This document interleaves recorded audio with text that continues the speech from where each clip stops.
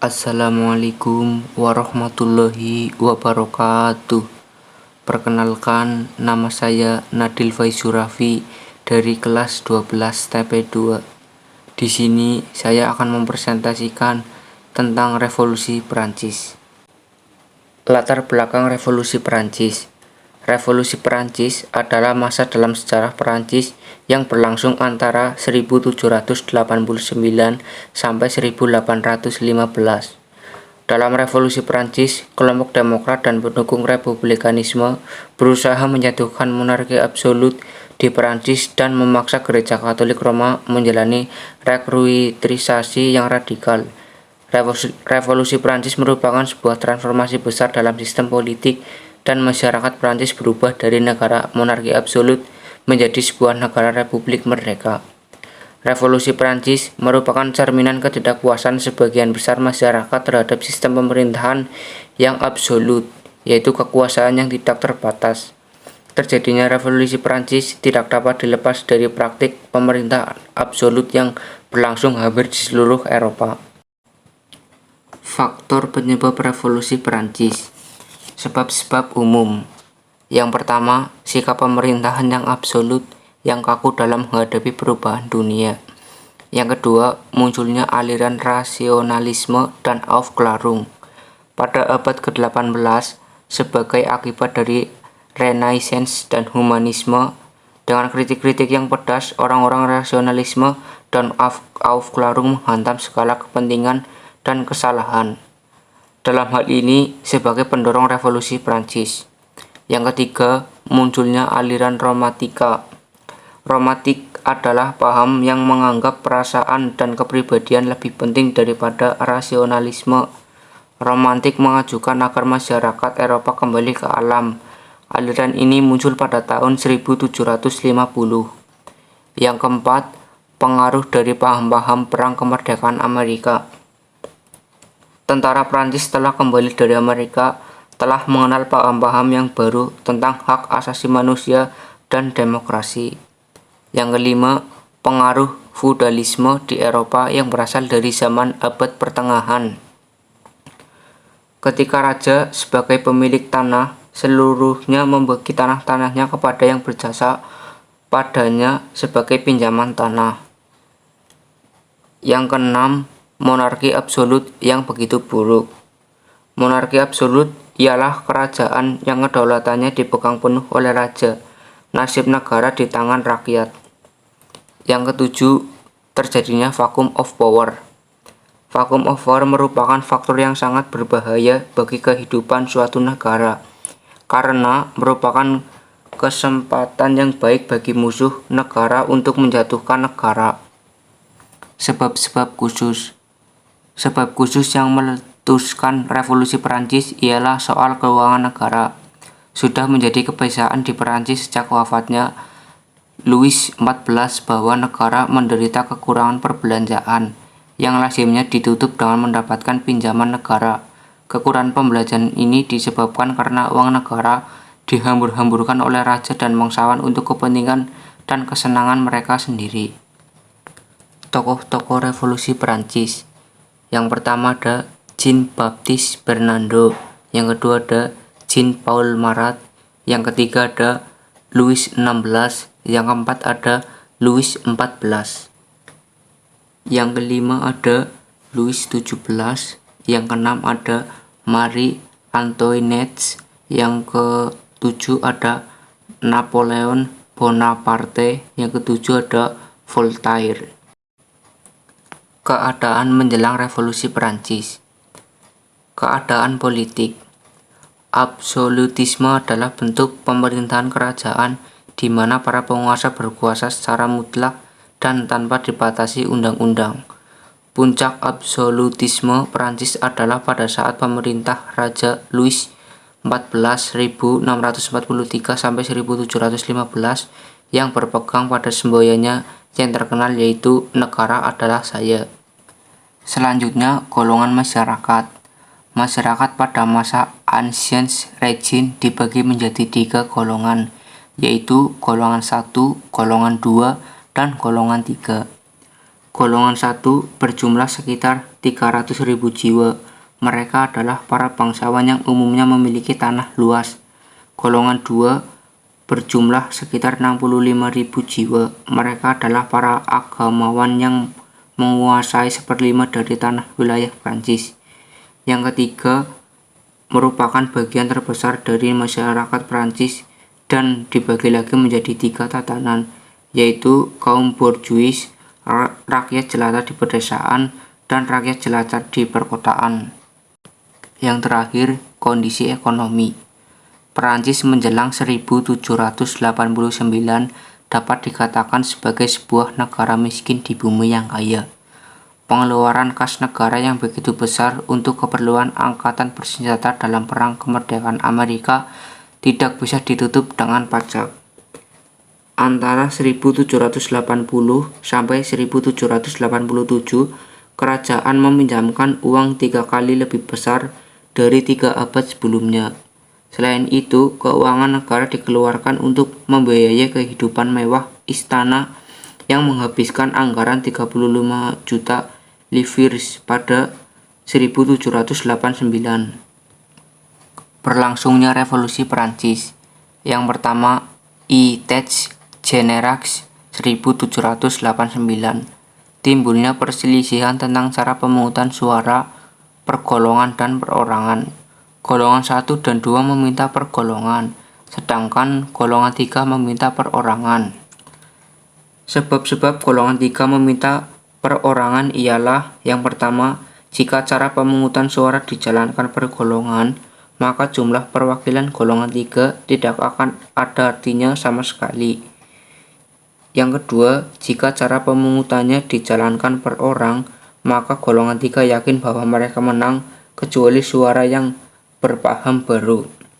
Perselisihan ini tidak dapat diselesaikan karena baik golongan 1 dan 2 maupun golongan 3 berkeras kepala semuanya. Yang kedua, Assemblée Nationale 1789. Pada tanggal 17 Juni 1789, wakil-wakil golongan ketiga memproklamasikan États Généraux sebagai Assemblée Nationale, Dewan Nasional Perwakilan Bangsa Prancis. Tindakan ini mempunyai arti yang penting sekali. États Généraux yang merupakan sidang golongan-golongan dijelmakan menjadi sidang seluruh rakyat tanpa golongan-golongan. Sungguh suatu revolusi yang besar, karena pada hakikatnya menjadi berarti suatu masyarakat feodalis dirubah menjadi masyarakat yang demokratis. Yang ketiga, Konstituante 1789 sampai 1791. Pada tanggal 14 Juli 1789, rakyat Prancis menyerbu penjara Bastille. Sebab-sebab menyerbu penjara Bastille: yang pertama, rakyat Prancis dengar desas-desus bahwa raja mengumpulkan tentara di sekitar Paris untuk menindas revolusi. Yang kedua, rakyat Prancis butuh senjata untuk mempertahankan diri. Dengan itu, Bastille bisa disebut permulaan revolusi, yang kemudian diresmikan sebagai hari jadi Prancis hingga saat ini. Yang keempat, legislatif 1791 sampai 1792. Masa legislatif ini merupakan masa yang penuh kekacauan, disebabkan oleh soal raja pada bentuk luarnya, tetapi pada dasarnya adalah perebutan kekuasaan antara kaum borjuis dengan rakyat jelata. Kaum borjuis menginginkan monarki konstitusional. Raja yang lemah berguna menjadi alat perisai untuk menindas rakyat jelata yang dianggap tidak masuk akal. Yang kelima, Convention 1792 sampai 1795. Legislatif merupakan timbulnya perebutan kekuasaan antara kaum borjuis dengan rakyat jelata. Convention merupakan kemenangan rakyat jelata terhadap kaum borjuis. Convention dimulai dengan perjuangan mati-matian antara Guy Rouge dan Montaigu mengenal Raja Louis XVI yang melarikan diri. Yang keenam, Directoire 1795 sampai 1799. Konstitusi melantik direktur dan menciptakan legislatif bikameral pertama pada sejarah Prancis. Parlemen ini terdiri dari 500 perwakilan dan 250 senator. Yang ketujuh, konsulat 1799 sampai 1804. Napoleon Bonaparte membentuk pemerintahan konsulat yang terdiri atas 3 orang konsul, yaitu Napoleon Bonaparte, Sieyès, dan Roger Ducos. Napoleon memulai langkah-langkahnya sebagai berikut. Yang pertama, pembentukan pemerintah yang kuat dan stabil dengan cara memusatkan kekuasaan di tangannya. Yang kedua, menciptakan suasana aman perdamaian guna mengembalikan citra gereja dan ulama Prancis. Yang ketiga, meningkatkan kesejahteraan rakyat dengan menciptakan kitab, undang-undang, dan hukum perdagangan.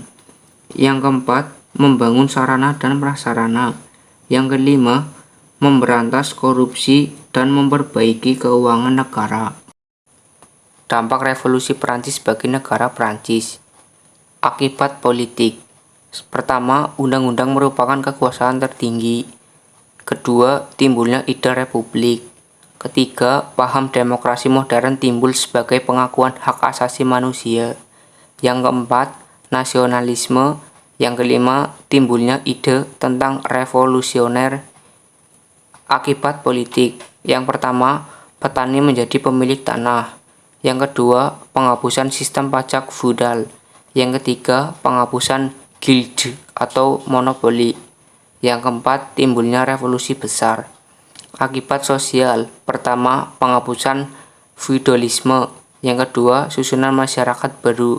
Yang ketiga, pendidikan dan pengajaran merata di semua lapisan masyarakat.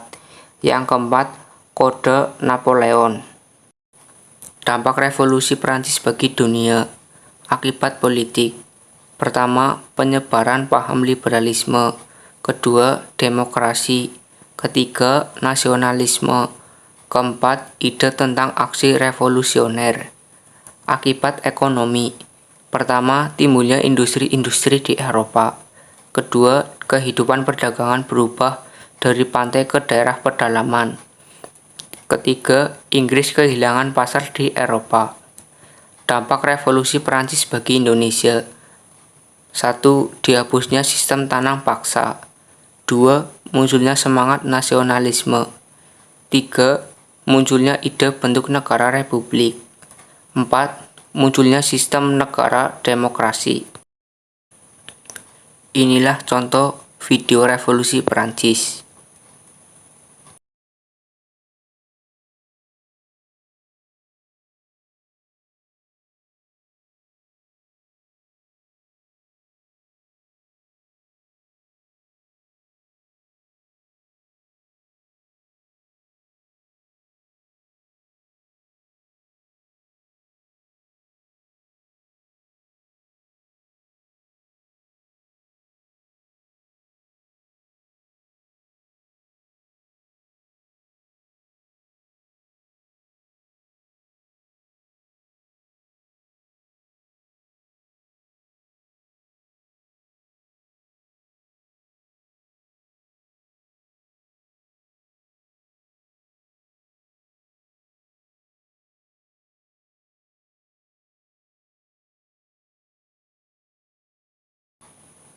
Demikian presentasi tentang revolusi Prancis yang dapat saya sampaikan.